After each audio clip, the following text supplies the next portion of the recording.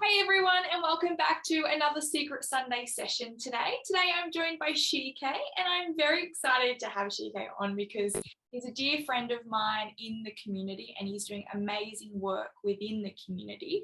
If you do feel triggered by this episode, please reach out. We're here at the Secret Burden to support you, and there are other resources out there that I will put up in the notes of this video.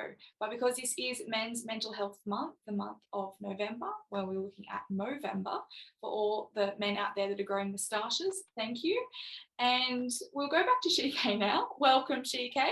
And welcome, Ash. and Thank you. First of all, who are you for those of you that don't know you, and what are you doing with yourself within the community? Hi, Shiike Vanderwerff. I've been lucky enough to live in Currumbin or southeast Queensland now. Moved here in 1986 after school, so almost a local. What's that, about 35 years, 36 years. And I was lucky enough to go into business straight after high school with a gentleman who was my martial arts instructor. Now, he worked in education and wanted to start this thing called a fitness centre in the year was 1986. And gyms back then, Olivia Newton-John had not yet released Physical. Jane Fonda was kind of starting this leg warmer movement and one-piece leotards. And so gyms were very different back then. And being still a teenager, I, was on board very early in that piece. We stayed in business for 16 years. We took on other partnerships. We sold in 2002. And since then, for the last 20 years, I've simply been a contractor to wellbeing, to health and wellness. And also as that relates to things like leadership, personal development, athletic performance.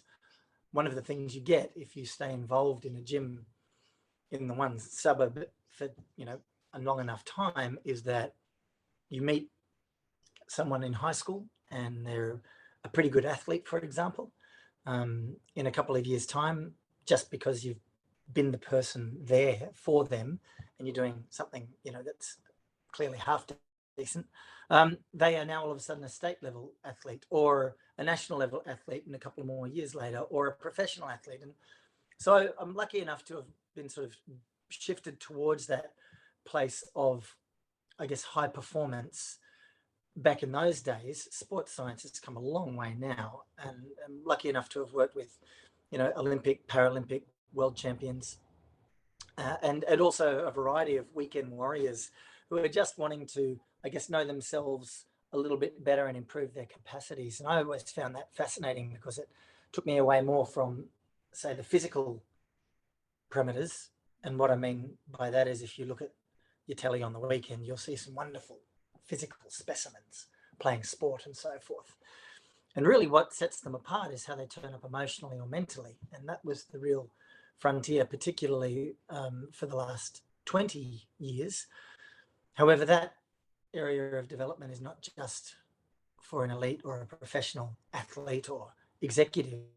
That's also for us, mums and dads and members of families and communities, and how we turn up and how we contribute is no less important or no less wonderful in our own lives. And yet we're still doing things with our body, feeling things with our heart, and thinking things with our mind.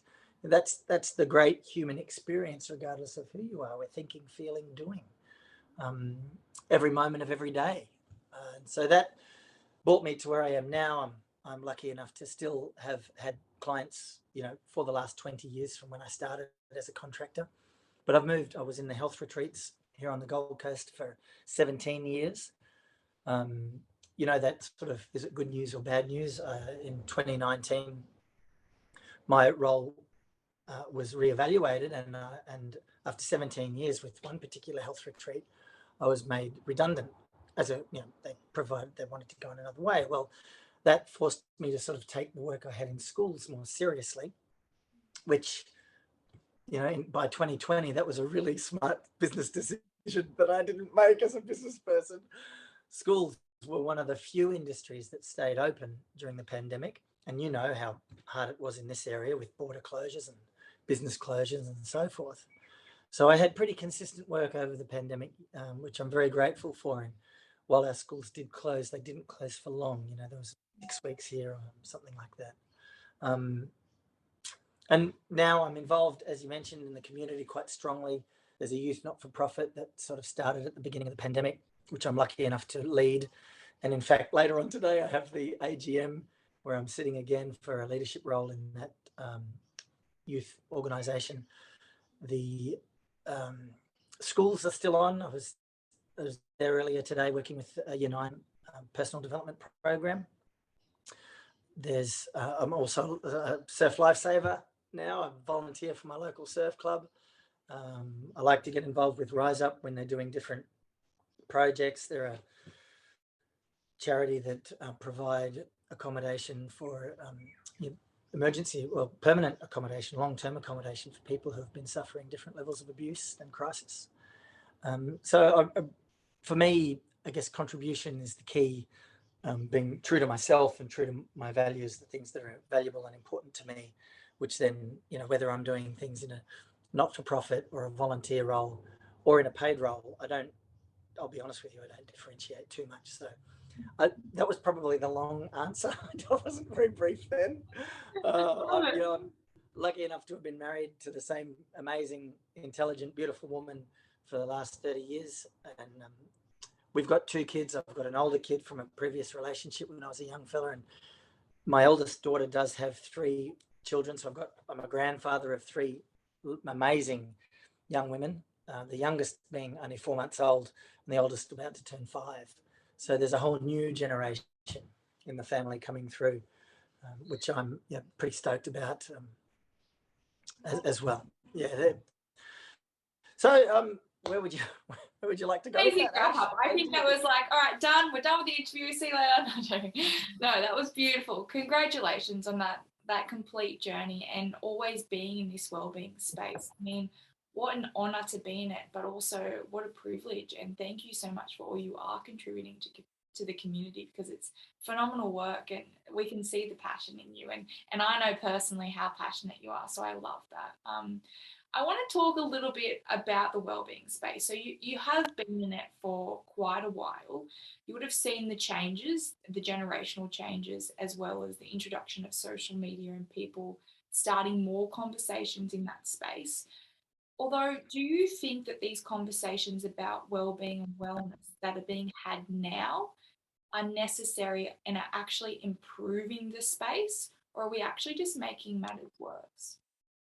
Cultures and people have always had vices, and if I was to say social media is terrible, and it can be, no question, I would clearly be a hypocrite, because whoever's listening to me now is probably on social media. Does that make sense? So it's not, take alcohol or gambling, or it's not is it good or bad? It's simply, what does it mean to me?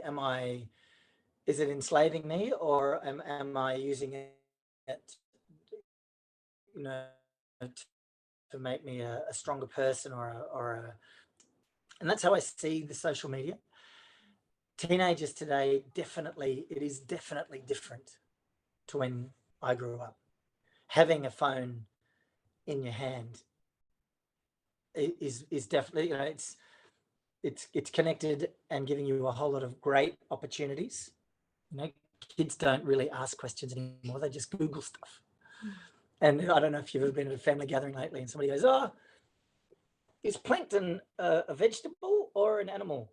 Well, someone in their teens will have the answer because they'll get it out their phone straight away. But what that means, of course, is that they no longer, respect the wisdom of a doctor or a lawyer or a parent or an encyclopedia or whatever, because they've got all of that on their phone. If we look at that though, if youth are becoming really consumed by social media and the online world, how can parents connect? Because even I know, being in this space, that a lot of parents are finding it challenging to reach out to kids, to even start a conversation with their child or to get them to open up to them. How do they connect with their child? Yeah, I'm not a doctor, clearly. But dealing with things in crisis is, you start to really just try and mitigate what's in front of you. Clearly, prevention and some sort of strategic implementation over time is going to have better health outcomes than just turning up when you're in crisis, and that goes across the board: mental, emotional, physical, social. Parenting really can't be any different. The parenting model of a young child, you being able to kind of like discipline them, and I'm being kind. I want to be kind as a parent, being a parent of my own children and now grandparent. However, our role, really isn't to be all things to that child. If we're going to, want to have a conversation around boundaries for social media with a teenager, and yet all we've ever done is manipulate and have an authoritarian approach with a toddler and then a primary school child, and you can only do it so long, right? Because as soon as that imprint and modeling turns into socialization, around the age of 14, look out, because you'll get blowback, and all of a sudden you're in crisis. There's been no foundation set, not through any, I guess, fault of our own, because we're genuinely, unless we question it, we're really only mimicking how our parents brought us up. And in the generations gone by, children were there to be seen and not heard, or, do as you're told because I'm your father, and all of that kind of stuff. And I get it, but you can't expect that to work with a young adult. When a young adult is questioning their own boundaries, they need to understand what that looks like in a kind of a give and take scenario. As a result, they need to know where the freedoms do lie and where the freedoms don't lie. And that needs to have been a part of the mix a long time earlier, because every parent that has got a decent relationship or open communication, most of the time it's equally around knowing what is not acceptable as much as knowing what is acceptable. Is that an answer to your question? So if a parent is in crisis now, it's very hard to intervene. You're much better off, I guess, mitigating or almost trading off, compromising on values and principles around your parenting just to mitigate the crisis, take the heat away from it. Because ultimately the most important thing is you want to have some ability to connect and communication. Once that hormone explosion of a teenager has settled down. But if you were, if they were going to sleep watching Peppa Pig at the age of 3, and all of a sudden now they're 15, and you say, hey, get off your screen, they're going to look at you like they're hardwired for their screen. They're having like an addictive withdrawal when it comes in, because there's never been any boundaries. And it's been good when it suits me, when I want them to be quiet. Here, go and just have a, play a game, watch this show. Does that make sense? Like we can't, as parents, always have it both ways. Yeah. And we want to ultimately, yeah. I mean, that's not particularly helpful to somebody in crisis with a teenager now. So the answer there, I would imagine, is to make sure you have really good support around you, and the small wins around compromising the environment and where the boundaries do lie. You need to co-collaborate on some level, even if that's with a third person, a neutral person in your corner, or being involved rather than necessarily in your corner, if that makes sense. Yeah. And then you look at those adolescent years where, the kids are developing their own mind, they're trying to think for themselves, they're trying to figure out what they want to do. It's kind of that school period where youth just become so challenged personally while they're trying to figure out themselves, while being exposed to so many different social environments. Do you think that is where mental health issues amongst young people arise, and where support should be invested in these young people during that stage of development? Yeah, I would say that there's any age is a good age to start navigating that, to start understanding yourself and why you're doing things. So in the last 2 days, I'll tell you about a young fellow who left school last year. So he's first year out of school, and and we were talking about something that he wanted to put some time and energy into. And one of the reasons why he didn't want to do it is because he thought he would burn himself out. And he knew what that looked like, because in January this year, he went really hard out of school. He gave himself a whole bunch of unrealistic expectations around, I'm not lying, financial security. The whole fame and fortune thing was in his sights. First year out of school, first month out of school. And he sort of said, "No, I really don't want to do that now. I want to have a more balanced approach." He fell in a heap back then, and part of the work that we're doing together, or part of the time that we're spending together, is a result of that. Even though I didn't know him 9 months, 10 months ago, right? And so I asked him, "Where did that come from? Where were you? Why were you driven to that space?" Now, he had a friend who was very much in that space, a real kind of alpha who was going to make his first $1 million 1 month out of school. But then he was also, could list a whole bunch of social media influence and online influence as well. He'd never stopped to think, what his values were, what was valuable to him, what really mattered to him, what did authenticity look like. Okay, he was looking at doing this, but he didn't question why the contribution was important to him. And chances are, at that age, he will be doing it because he thinks he should. That would be normal. That's what I was doing when I was 18, right? So that process can start much earlier than school, like high school, much earlier than puberty. That whole, you want your kid to have a bit of a sense of self, a bit of an understanding of what makes them tick. And much like being my age or your age, Ash, we're always going to have external voices in our lives. It's just that they have them so much sooner. Now they have so many external influences in their hand all hours of the day and night. The second was the program at the high school, the Year 9 program that just finished earlier today. And one of the opportunity, we're sitting in a circle, we're all looking in, there's 20 kids from Year 9 and myself and the supervising teacher. They had to sort of say one of the things that they're looking forward to doing. And one of the Year 9 students, she was the only one that really addressed this issue of, one of the things that is in front of me, that one of my intentions is to really make sure I'm doing things for myself, because she had been people pleasing so hard and that light had gone off. Man, like that didn't go off in my head until I was in my 30s, until I'm doing some really strong personal work in my late 20s, early 30s. And I realized I'm still trying to please my parents, and I'm an adult. I was a father back then. And I'm still looking for external validation, as we all are. It's how we're brought up, and the ability to question that. Teenagers can do that.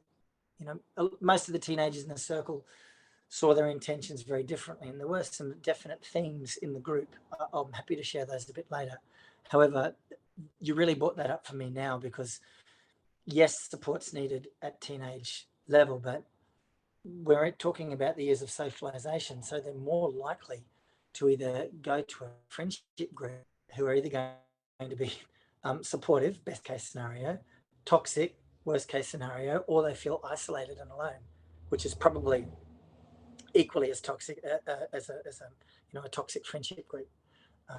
Feeling that they are the only ones going through this and feeling this way. So I would say yes to more levels of support, but just more to a kind family environment where we are able to approach people growing up without the need to put them down or, have one over them or compete with them or, tell them what's right and what's wrong. Who are we to say, really? We're flat out working that out for ourselves. If we are saying it's right or wrong, there's a level of judgment going on here. And, when there's internal judgment, there's a lack of curiosity. And without a lack of curiosity, you're not empathizing with yourself, let alone empathizing with the teenager in front of you. That's amazing. So I would agree with you. And yet I would, to anyone who's influencing, much younger people, definitely that's when that process starts with good mental health. We know they need to sort of be good problem solvers and resilient and have that sort of grit and optimism, but we also they need to be connected. They need to have strong connections and multi-generational connections, not just parents when you're a 7-year-old and you think your parents are like superheroes, and not just teenagers where you can't talk to your parents, so you talk to your friends who are really, they're just dealing with their own stuff influenced by their own social algorithms as well. So it's very hard to have that connected support. I absolutely love that conversation because I have that a lot, that the conversation where it's deciding what you actually want versus what you think you should be doing. And so often because of those external influences, we fall into what we should be doing to please others, and then we end up being so unhappy and or being in careers for so many years that we never actually had an interest in because we're trying to prove to, as you said, our parents, our society, our friends, or even ourselves if we're convinced ourselves that this is what we should be doing. So I think that is so critical to outline that. But with that as well, how do you encourage a young person to think for themselves or to choose what they want instead of what they should be doing? Oh, yeah, great question. Your line of direction as an older person to a younger person is really important, because you'll always want them to have or feel like they have a choice in the situation that they're in. Feeling overwhelmed, or if you feel like you don't have a choice, you're one step away from being hopeless or helpless or loveless or worthless, because you're choiceless, right? You no longer feel like you're the dominant influence on what you're doing and where you're wanting to go. Now, of course, we're influenced by the world around us, and yet the primary influence, you always need to believe that that is you. And so if you're in a role of influence with a young person, I would like to think that at some level the intention is that this young person needs to be given tools to be able to work things out for themselves. But why are we so quick to judge, do you think, a kid that is misbehaving in such an environment instead of devoting more time into helping that kid? It's easy. We're all reactive. We all have those emotional responses. Cravings for sweet food, eat something sweet. Don't even think about it. Bad behavior, call it out, bad person. Now, if you're brought up in an environment where certain types of behavior was labeled as good or bad, right, wrong, yes, no, that you don't know that as a young child. A young child doesn't differentiate between good and bad. All those beliefs are yet to form once their brain and their psychology starts to develop that rational thought. At a very pure level, those are seen as very subjective beliefs, meaning that in some cases, a behavior which you might call abhorrent or really particularly bad might be a really productive behavior. Or does that mean, or seen through a different lens? We're just really quick. I mean, labels good and bad, right, wrong, yes, no. It gives a very, very binary opportunity in front of you. you're going to condemn something or not. It doesn't create opportunity and possibility.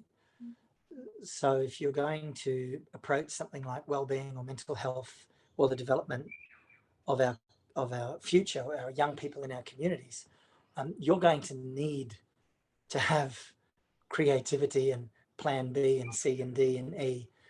You're not going to need, but that binary judgment is not going to be particularly useful.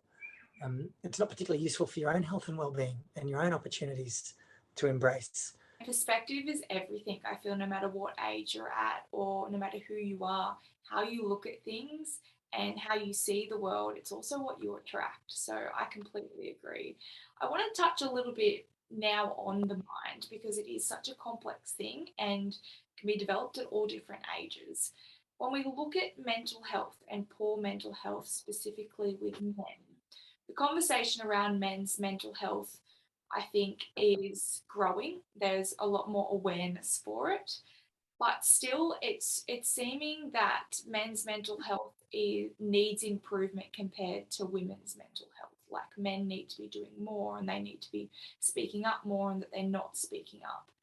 Why do you feel, compared to women, why do you feel that men may hesitate to speak up about their poor mental health if they have it? We've already covered this, Ash. This is the transgenerational transference. If you're a young man looking up at the role model in front of you, your father or uncle, and he's telling you, hey, don't cry, don't you, that's weak behavior, that's correct, you're a man, eat meat, be strong, put down your mate, all that sort of stuff it's very much learned behavior is the short, easy answer. You're absolutely on the money. One of the programs at one of the local high schools that I'm involved in is called Growing Good Humans, and now there's actually 2 high schools combined to in that program. They've created an alliance, if you like, because it's such a great idea to not think about the academic student or the athlete or the performer or this or that. What about the human that comes through 12 years of education? What's that human look like? So Growing Good Humans. But I'll be honest with you, this was originally a Growing Good Men's program, and the reason being is that if you look at detention, suspension and expulsion, we're not even talking 90%, we're talking 97 to 98% of those students in that demographic were boys, were men, young men, unable to deal with what was in front of them, particularly that rampant, impulsive, emotional behavior, which either ended up in them hitting someone or abusing someone or doing some other antisocial, hurtful, harmful expression of behavior. That was going to be my next question in that space, is that if we are having all this awareness and if all these conversations are starting now, why aren't the numbers dropping? Yeah, well, nothing happens till somebody does something, Ash. It's there's some real, I guess we are a country that live with such prosperity, Wi-Fi, or at least network wherever you go, relative safety. By the planet's standards, our education and our health systems are world class. If they're not in the top 1%, they would be in the top 2% of anywhere on this planet. And then you look at, people's health and well-being in this country, and we're the most medicated generation of Australians ever. It's not enough for us to have our lifestyle and our behaviours manage our mental, emotional, and our physical. Now, of course, let's allow for genetic influences and things outside of people's controls, but the overwhelming majority are their dominant influence in this space. But the Australian paradox continues outside of health and well-being. Look at personal debt, look at divorce rates, childhood obesity, addiction levels. The numbers continually grow up, even though we are becoming, in some ways, a much better informed are much more well-informed, there's much more advocacy, there's much more support, more than there has ever been. And yet the numbers still aren't changing, right? So at the moment, we're doing stuff, and it clearly needs now to be sustained because it's not driving behavior across the board. It's not driving behavior enough. Maybe there are exceptions to that, because behavior is hard to change, right? It's hardwired in your body. Your mental and emotional patterns are wired so early in our lives, and you learn this sort of self-identity mostly because the people around you have told you, you're tall, you're short, you're smart, you're dumb, you're clumsy, you're cool, you're talented, you're an idiot, you're this, you're that. You get these labels thrown at you. If you hear them enough, you start saying them to yourself. It's that fine line for that young person or for anyone to really figure out what they want and not listen to that external influence and not get lost or confused with the system by hearing all this noise. Because as you said earlier, there is so much noise out there that is confusing so many people, and that when it becomes too hard or there's too many decisions to be made, people throw their hands in the air and they're like, I don't want to have to deal with this. There's too much feelings involved. A lot of dealing with your health or finding out who you are. It's not, as you said, sometimes it's not just 2 days, or it's not just 24 hours or a month. It's years long.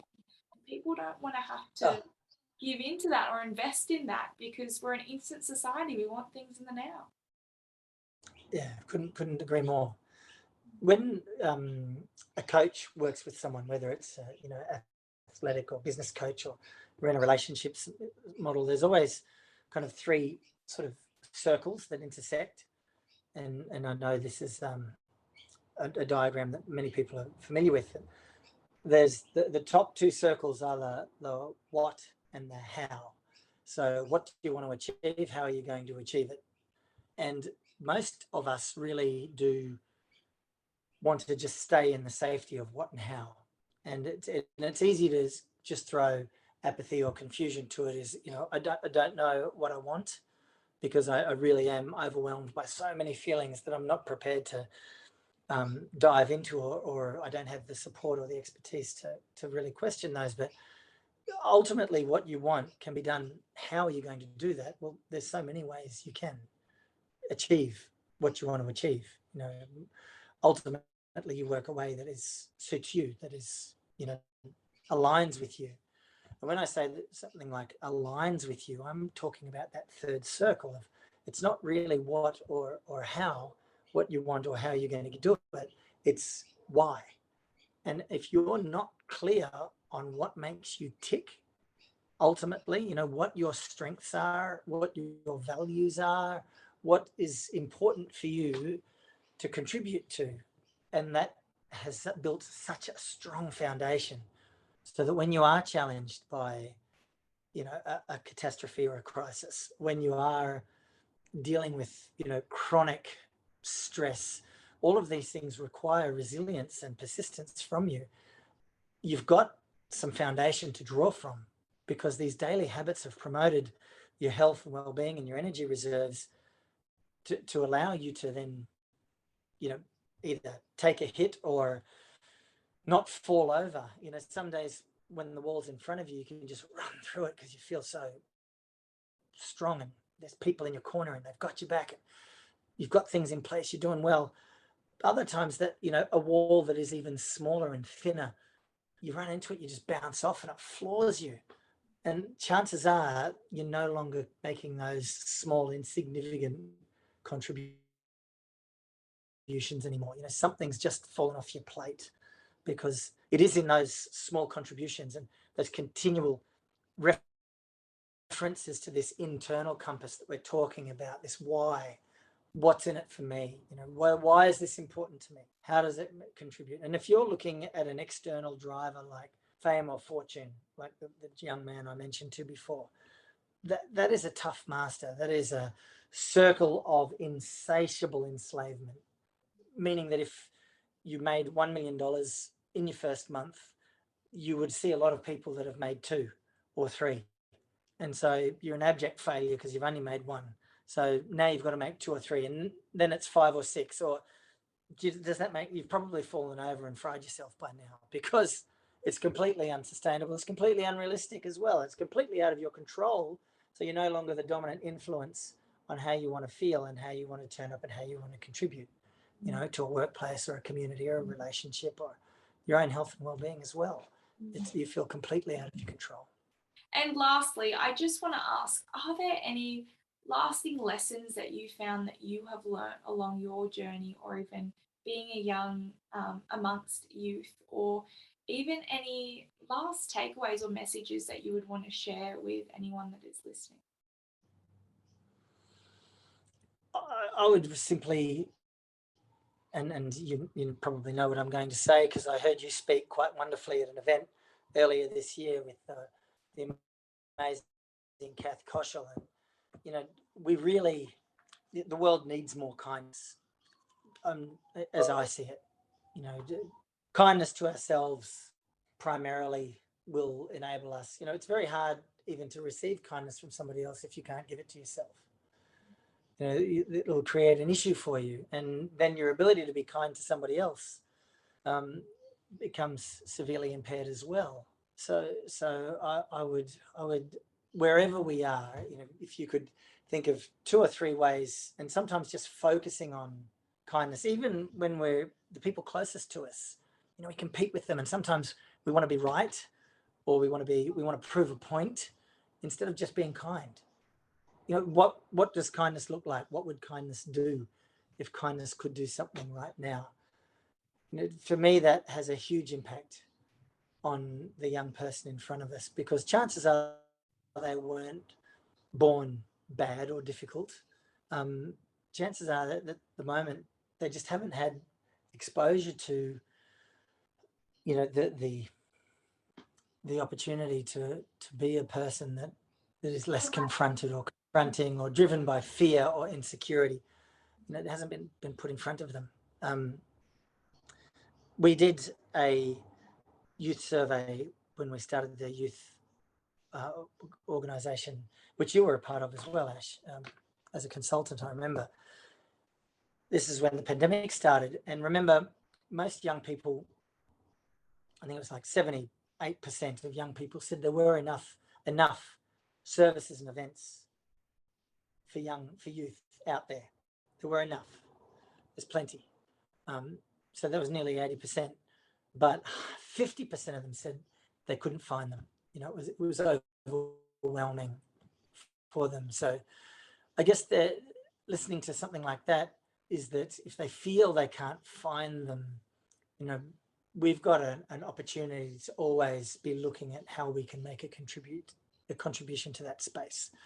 You know, you might not volunteer in your local community, but you might support a cause, you know, you might give some money, or do you know what I mean? There's so many individual ways we can express gratitude for where we are and who we've got in our lives and the broader society that we live in, and the fact that we are in such an incredible, prosperous country with so much opportunity in front of us.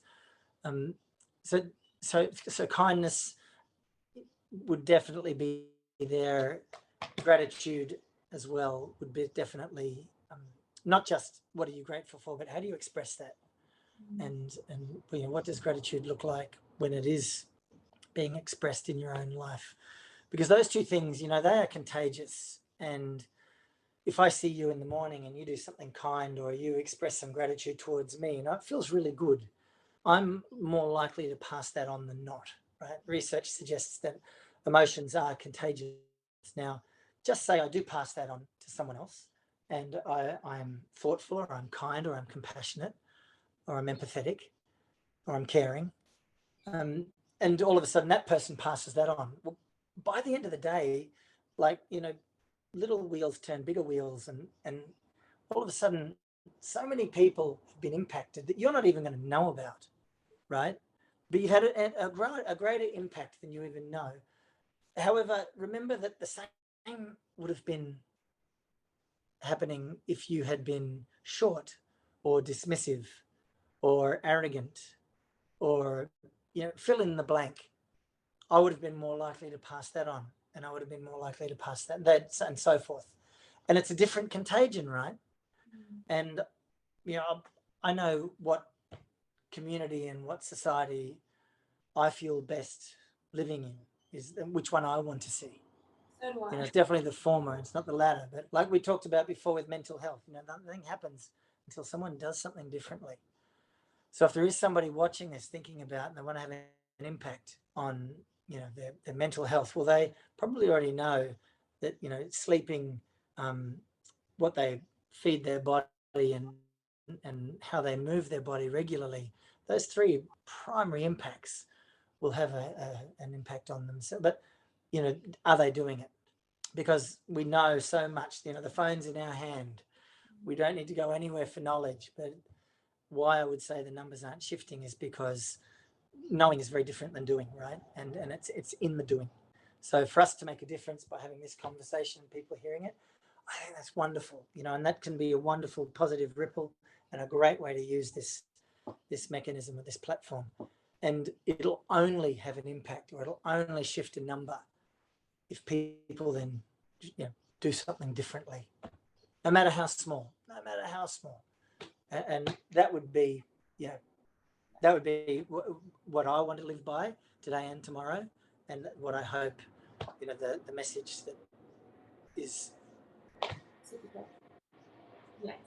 Oh, well, thank you so much. I couldn't agree more. That message is so strong, and it's so true. Just be kind, and you got to start with being kind to yourself. So I think that is amazing. And I want to thank you so much for coming on here today and giving me the time and starting the conversation with me so that we can create some small actions in individual lives and hopefully, as you said, that ripple effect. So thank you for all that you are doing in the community and for yourself. Congratulations on the current career and the work that you're doing. It's phenomenal, and I just appreciate it so much.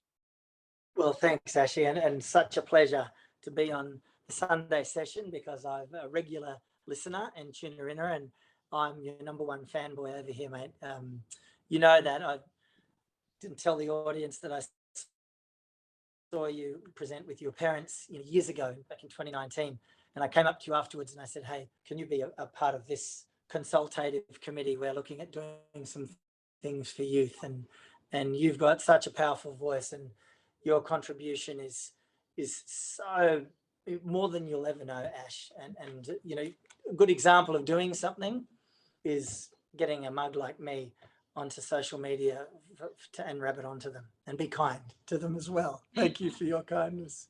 No, always. Thank you for yours. I appreciate it, and as well, I appreciate everyone else out there as well for jumping on, listening, and starting the conversation with us as well. I hope everyone has a wonderful day, and I'll see you all in 2 weeks. But thank you, Shiike, and go and be kind. Happy Mental Health Day week, November. Well, I was doing so well.